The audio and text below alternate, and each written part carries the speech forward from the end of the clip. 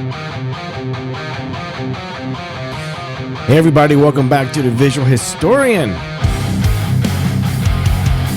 We're going to talk about this rock and roll in a minute. Everybody needs a little juice in their blood. Kind of wake up a little bit. Come on, you can handle about 8 more seconds of this. So this brings me to my attention. I need to get something off my chest here because I believe my listeners deserve to know more about what they're listening to, who they're listening to, and what they're getting into by being on this podcast. And I'm at a point in my life and in my career where I get it, you know, when the older guys get older, they get more brash. They say things they probably should have a filter on their mouths for. You know, I get it now. You know, I'm in my 50s and now I get it. You know, there's so many things that just used to make more sense that kind of sort of does not a lot these days, you know. So, yeah, we have opinions. But this is what I wanted to bring to the table today. I'm gonna read to you what I just wrote, that I'm getting ready to go outside and record this visual and get it out there on TikTok. Because, you know, I'm a firm believer that if you know yourself and you show everybody who you are, you'll attract like-minded individuals. Okay? This all goes back to what you show is what you'll receive. So, first things first, let me just read you what I wrote, okay? Now I'm reading this. I don't know by heart yet, so it's going to sound like I'm actually reading it, not like I'm going to be in front of the camera. So here we go. I'm a rock and roll drummer who picked up a camera in college and built a photography career beyond anything I imagined. 3 decades later, my passion hasn't changed. Your wedding should be about you, not me, trends, or Pinterest boards. I'll keep your day on schedule, capture the essential photographs, and focus on the genuine laughter, emotion, and unscripted moments in between. My goal is for you to remember how much fun you had, not how long you were in front of my camera. I bring Gen X work ethic, decades of experience, and relentless energy to every celebration. I show up early, I work hard, treat everyone with dignity, respect, and love. And in true New Orleans fashion, always give a little more than expected. We call that lagniappe, y'all. If you want a visual historian who will push beyond the predictable and kick ass for you, we need to talk. So when I wrote that earlier, I was in the car and I spoke to my notes on my phone. And I was able to summarize that when I got back. And there's been some bottled up energy inside of me for the past handful of years now where, and I'm sure you're in the same boat, you know, we all try to fit in. We all want to, you know, blend, create photography or have a type of business or speak a certain way that is highly likable and, you know, dare I say trendy? Not really trendy. It's just, you know, if you go into a business meeting, you want to talk business language, okay? If I'm at a rock concert, I can drop F-bombs all day long and fit in just fine. They don't work vice versa, you know? But there's one problem I've been having over the last, you know, I don't know, 7 or 8 years, I guess, was I've been screaming how my website does not really honestly portray me a whole bunch. And I understand that takes video, and I'm trying to get more video of myself, which is why I'm writing things like this, so I can go record myself and get it out there, you know? And the truth is, I've worked extremely hard to get to where I am. And when somebody asks me these days, you know, how do you feel about your competition? So that rock and roll badass son of a bitch on the inside of me, that rebellious F you, looks at these people and I'm like, you know, your competition is just people in your same price range ish. But the thing about people in the creative industry in general is we all thrive so hard on what makes us different. So it's really difficult to say, you're asking me to compare myself to another photographer when there's only one me, dude. So shut the hell up. You know, like I have a problem with that question, and I want you, the photographer, with the camera. You're learning this craft and you're trying to get good. And yes, you've got people you look up to, and sure, there's Instagram accounts that you swear you'll never be as good as. Man, if I hope you get this from me today. All right, when you finish this podcast, it's not going to be very long. But what I want to instill with you is that rock and roll passion that I have. A lot of kids these days, and I hate to even say that phrase, kids these days. I am not the old guy by any means, okay? I'm still that 23-year-old dude with the heated passion on the inside to always get better, kick freaking booty, do amazing customer service, be polite but badass, dress nice enough to where you feel good about the decision you made when you hired me, and wash, rinse, repeat. That's a lot easier said than done, brother. Because when you deal with people, you deal with all kinds of people. And you deal with people who do not respect you and those who do. So all of that is part of the experience. All of that is over the decade or decades. You know, there's so many things I can't teach you. But when somebody says, you know, what makes you different or blah, blah, blah, you know, they're not wrong on the question, because I think we need to just do a better job of showing that off. And the problem with social media in general is that people love trends. I mean, come on, TikTok actually tells you to follow the trends, so you'll go quote unquote viral. I don't think viral really exists anymore. I think there's just videos that work and videos that don't. There's a lot of noise out there. You know, there's a lot of blah. And if you're following other photographers and their work looks like 100 other photographers that are doing the same shots, the same posing, you know, the same, gotta put that on vibrate. You know, I understand clients who are shopping, and if they are browsing and are only seeing the same as everybody else, and they're looking for something a little bit more bolder or unique or whatever their style is, you know, I think the more obvious you are on that line, the easier it is for you to just be you. You get it? And that's what I have been feeling lately, is that I feel like, you know, even going back like 8-9 years ago, you know, a wifey and I would be doing an Instagram post and she's like, show a detail shot. And I'm like, what, the shoes? Give me a flipping break, man. And she goes, well, it's what's going around. I'm going, I can give two shits about what's going around. Like, I want people to like my photography for what I do, how I see, what's the creative stuff, those cool candidates, shots that should be black and white. And you're telling me don't post a black and white on your profile because your whole profile grid needs to be bright and colorful. God, that ticked me off. That rebellious side inside of me that wants to be different, wants to be the rock and roll guy, that was like, let me do this beat that's going to bounce in your chest. And when you leave our gig, you're going to remember what we did, you know? And I think photography is gotten so flippin' blah. And I'm sad to say guilty of it, you know, trying to fit in. I mean, I'm trying to earn a check here. I'm trying to get people to love me and trust me. And, you know, locally, those who know me, it's easy. They know me. They know me. I'm a nice guy, but I kick booty. You know, I'm fun. I mean, come on. I love to make you laugh. I love to have a good time, you know, but at the same time, we got work to do. And I know how to bang it out. I know how to work with all the vendors. I know how to create a timeline. I also know how to stick to a timeline. I also know why timelines can also suck from time to time. The instance and the event is always different. So this one stamp on somebody's wedding does not copy and paste on everybody's wedding, dude. That's just the truth. Okay. So my point of today's podcast is to encourage those who are screaming on the inside like me that I want to be myself. I want to be more myself. And that does not mean you need to have pink and blue hair. It's not what I mean. What I mean is show off the photography you want to show off.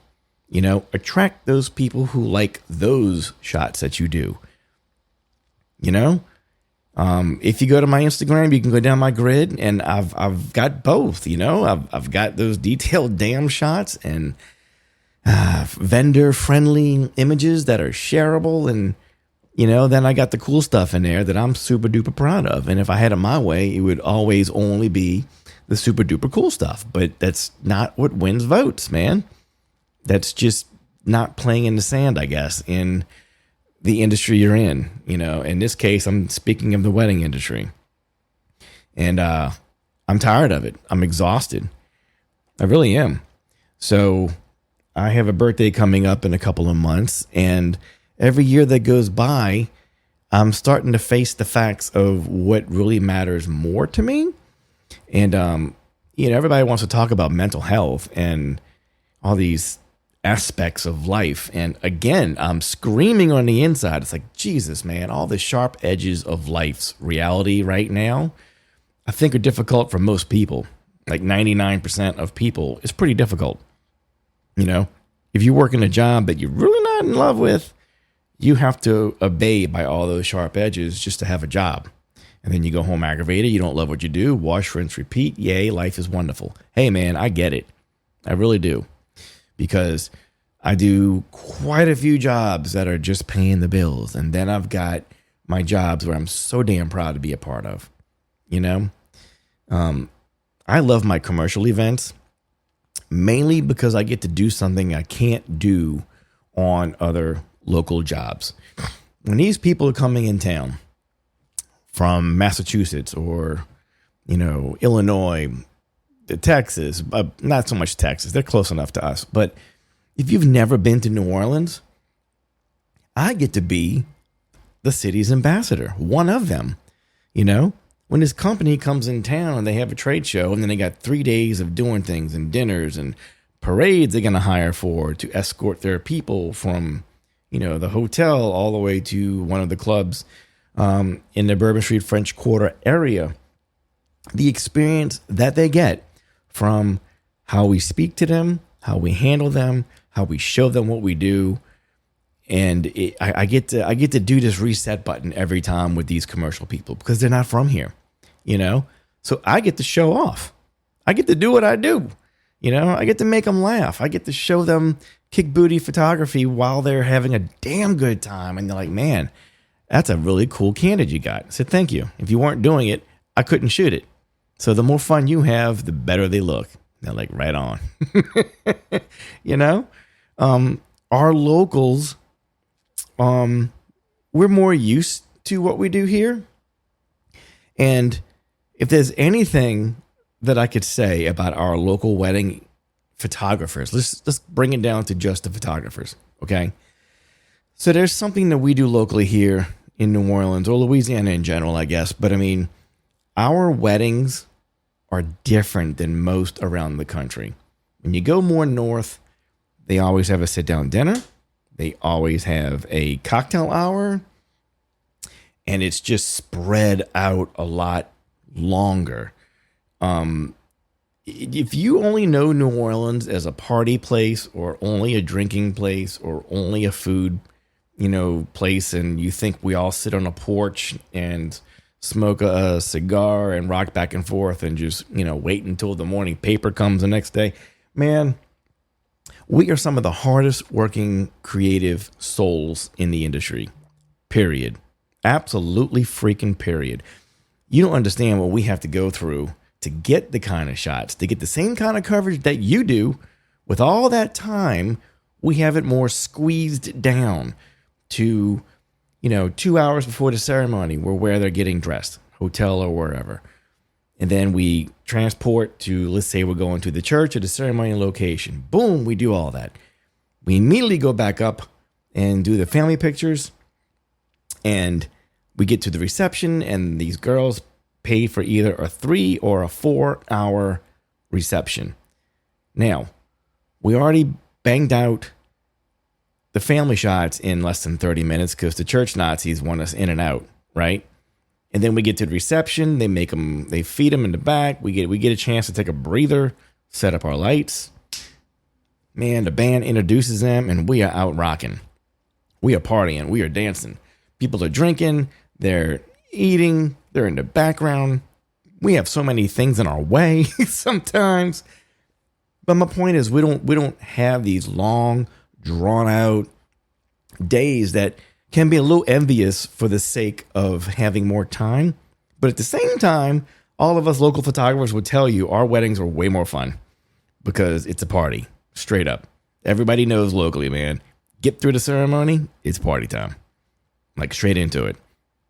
So, the only other thing that we kind of threw in the mix is whether they do a first look or not, which is added more time before the ceremony, which is great. Let's work really hard 3 hours before the ceremony, and then it's a regular wedding for us.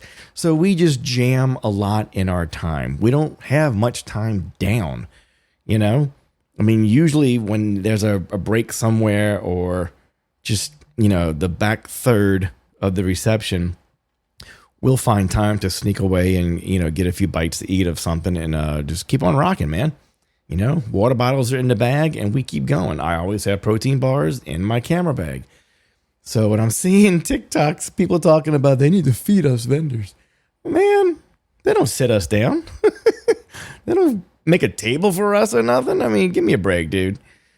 We like working. We're there for a reason, man. We want to get all those cool moments. So anyway, I didn't want to veer too much off into that realm, but New Orleans photographers, we work our booties off way more than you realize we do. I mean, the amount of variety that we create in a shorter amount of time is impressive, honestly. And it makes you pay attention. It makes you better a little quicker, I think, because you have to pay attention or else things are going to slip right by, So anyway, if you're out there and you're agreeing with me that, man, you want to be more you, I highly encourage you to record yourself. Even if it's just to record a couple of times just for you to see you. So you can just kind of do that a couple of times so you can get used to being on camera and eventually come up with something that you throw on your website. Throw it on your Instagram story. Make it a reel so it stays on your grid. It doesn't just go away after 12 hours. Video and photography work hand in hand. Even though I say that I am a hybrid photographer, yeah, I can do some vid clips, but no, I'm not going to do long form video and photography at the same time. That's insane. 100% insane. I've got some really good friends of mine that do excellent long form video, and I refer them all the time. Working together as a team always gets the job done cleaner, way more efficient, and way more stress-free, because one person's not trying to save the world here, So anyway, I am hoping I pushed a nerve on somebody. Whatever your inner spirit is, I'm hoping you are gravitating to it.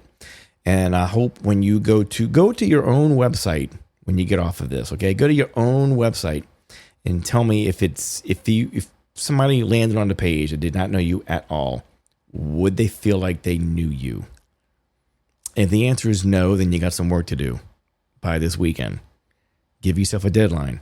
By Sunday night, I need a new homepage.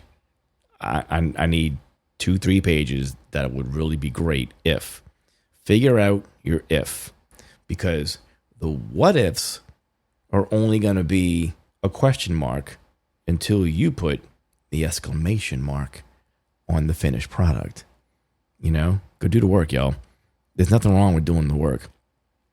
I've been doing this for this is my 32nd, Jesus, to the point to where I'm exhausted. I'm just going to start saying over 3 decades. It's not about the years, man. It's about the experience and how much do you care? How much do you really, really care? So for all of those younger, newish brides right now, if your dad is in his early 50s, then he's just like me. He's a Gen Xer. And I'm sure he's AC/DC, Led Zeppelin, Pearl Jam, that kind of Foo Fighters. I mean, come on, man. When the Foo Fighters come on, does he raise the volume and you say, oh no? Yeah, well, that's me. That is flipping me, dude. And that is my attitude on life. It's how inside my head while I'm working, that rock tune is just blaring in my head. And I'm like, what are these people doing? Why are they boring? Why is this band not kicking it? How come the decor kind of sucks? Why in God's name is XYZ? It's a whole different story, man, when everybody's hitting hard. Everybody's cooking, The band is nailing it. The people can't stop getting on. They won't get off the dance floor because they're having way too much fun. They're not used to us, man.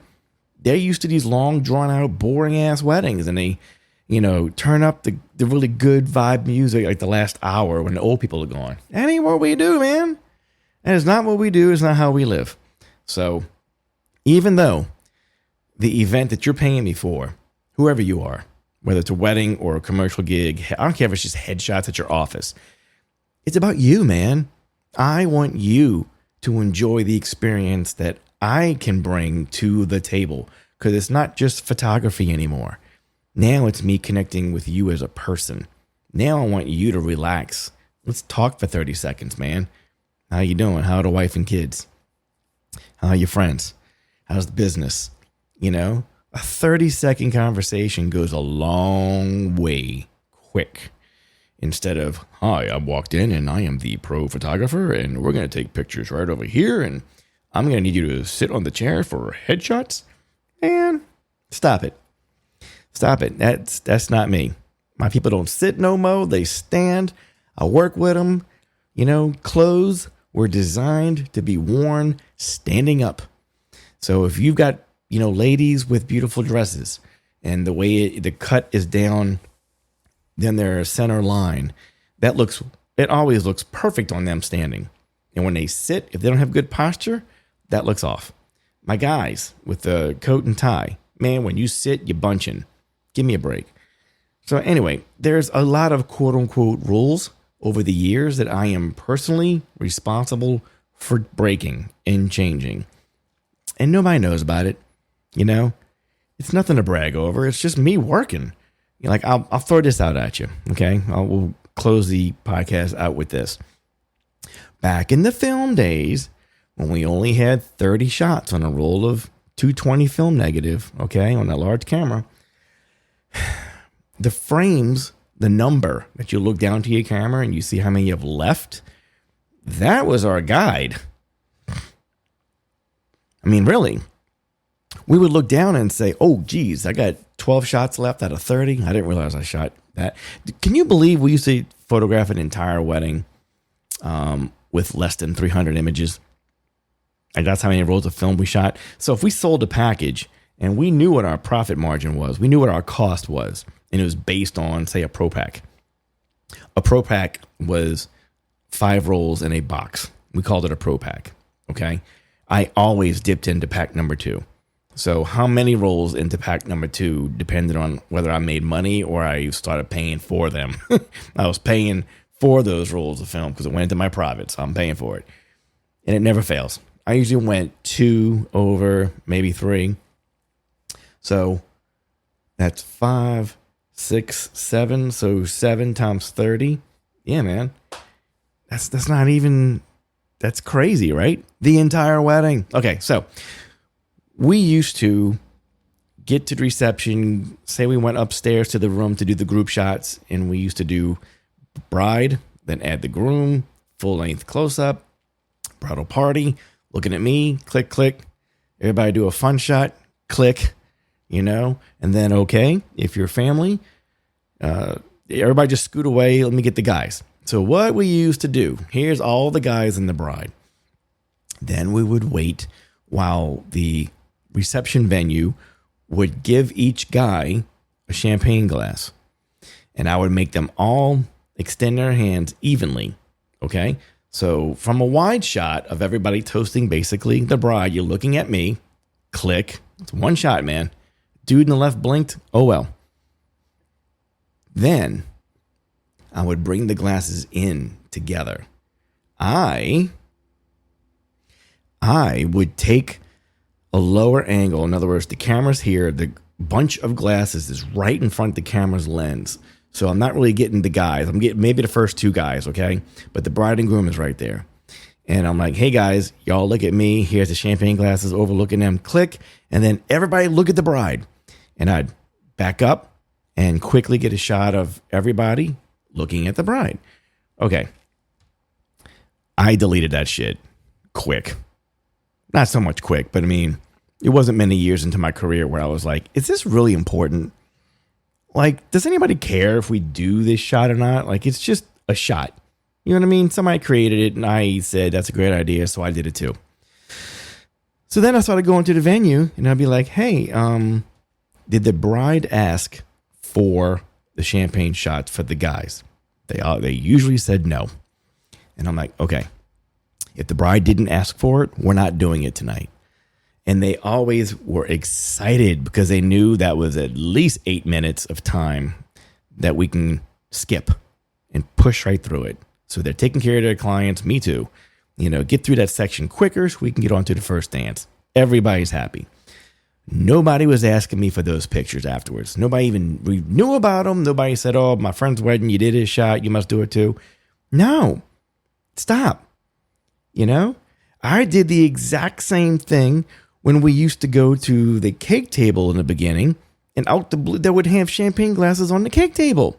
And it used to be either the bridal party get back there or just the guys. And at first I was like, you know, we don't have to do this again. I just did it upstairs. Just the guys looking at the bride. Why are we doing this one? And it would take up so much time. So one of the weddings I showed up and the girl was putting glasses down, these plastic little champagne glasses down on the table. And I stopped the girl and I said, can I ask you a question? Can you find out if the bride requested this or is this something that we're just doing because it's habit?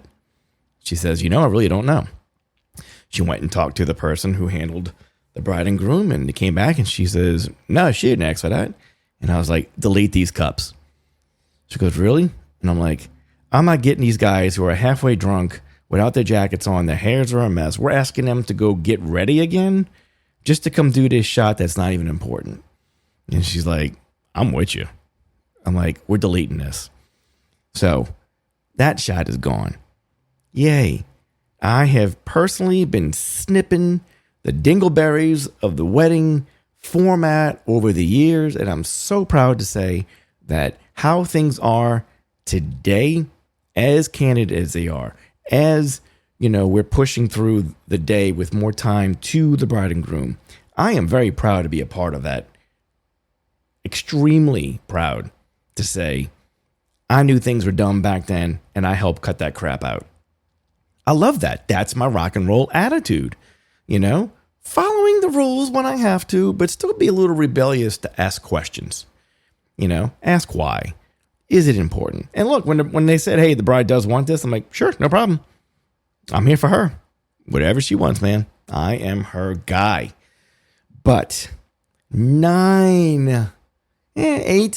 or 9 out of 10 times, if I had an idea about something, it was a good idea. You know, unless the wedding coordinator comes over to me and she goes, why did you move these glasses? I think I had this like one time. And I was like, they mentioned that the bride really didn't request this. And she goes, I want that. I'm like, so? She looked at me and I'm like, hey, look, don't take me the wrong way. But if you didn't ask for this shot, it's not that important. Why are we wasting time when they can take a handful of cake shots, feed each other, slam some champagne? I get all the emotional stuff. Boom, they're done. Back on the damn dance floor. She's like, I get it. I do. But tonight I do want this shot. I said, fine. So she got the shot. The bride didn't care about it. And hey, I'm paid to be there for the bride. So whatever they want me to do, I am all yours, you know? So if you want to have a damn good time and put fun first, even though there's a shot list that in the back of my brain, I know we need to get through the basics of every single wedding. I mean, you got to do your family pictures. You got to take pictures with your mom and your dad and your girls and him with his guys. Like there's a whole list of things that make up the procedure of a wedding day. So if somebody tells you that they don't do any of that, they're damn liars. They're liars, man. There's no way you're taking family shots without directing at all. No, it's just impossible. We can't get people to stay in one area to be ready to be called for the picture. You think it's just going to happen and you can just squeeze a picture from 10 yards away? No, give me a break. That is too funny. All right, you guys, I am going to do my normal outro.